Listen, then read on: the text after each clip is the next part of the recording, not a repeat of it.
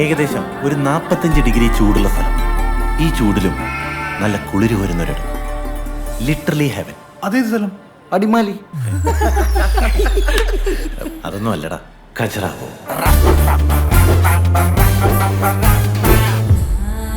രതിശില്പങ്ങൾ തീർത്ത ഖജുറാഹോ പഠിച്ചിട്ടുണ്ട്. Social studies.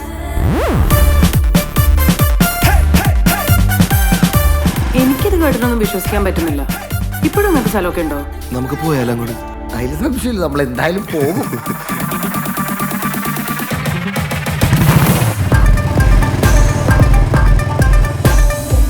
ആ ഖജുറാഹോയില് ഞങ്ങൾ കറങ്ങിക്കൊണ്ടിരിക്കുമ്പോൾ ചാർലി ഒരു ഗ്രാമത്തിൽ കൊണ്ടുപോയി. അപ്പൊ ഉദർജായ സാർ കുറച്ചും കൂടി പ്രായം കുറഞ്ഞ പ്രേം നസീർ പോലെ തന്നെ ഇരിക്കും. അവൻ കുണുങ്ങണുണ്ടല്ലോ. കളിക്കാരിട്ടുണ്ട് മോനെ. ഈ മുതലിനെ കണ്ടിട്ടേ നിന്റെയൊക്കെ ഹണിമൂൺ കലക്കും. നോക്കിയേ, ഇവരോടെ പോണു. കുളിസി അല്ലേ? നിനക്ക് എങ്ങനെ മനസ്സിലായി? എന്നോട് ഇപ്പൊ കേട്ട് പോണ പിന്നെ വിൽക്കാനായിരിക്കില്ലല്ലോ കാട്ടിൽ. ശരിയാ. ഹരിചന്ദ്ര രഘുവംശി അയാളാണ് ഈ ഖജുറാഹോന്റെ അപ്പുറത്ത് ഒരു ലോകം ഉണ്ടെന്ന് കണ്ടേക്കണ ഏക ആള് എന്ന് പറഞ്ഞാൽ ഇവിടുത്തെ മംഗലശ്ശേരി നീലകണ്ഠൻ, അല്ലെങ്കിൽ Mundakkal Shekhar. Agro group farming company ഈ ഗ്രാമം റിച്ചാണ് എൻ്റെ ഡ്രീമാണ്. Before that, I will punish you.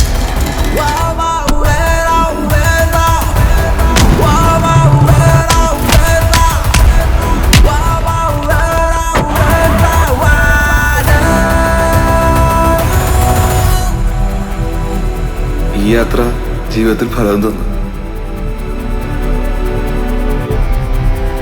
ഒരു പെണ്ണൊരുത്തന്റെ മേത്ത് ചുവന്ന പൊടിയിരുന്നാല് അവൾ അവളുടെ വരനെ കണ്ടെത്തിയെന്നാണ് ഇവിടുത്തുകാരുടെ ആചാരം.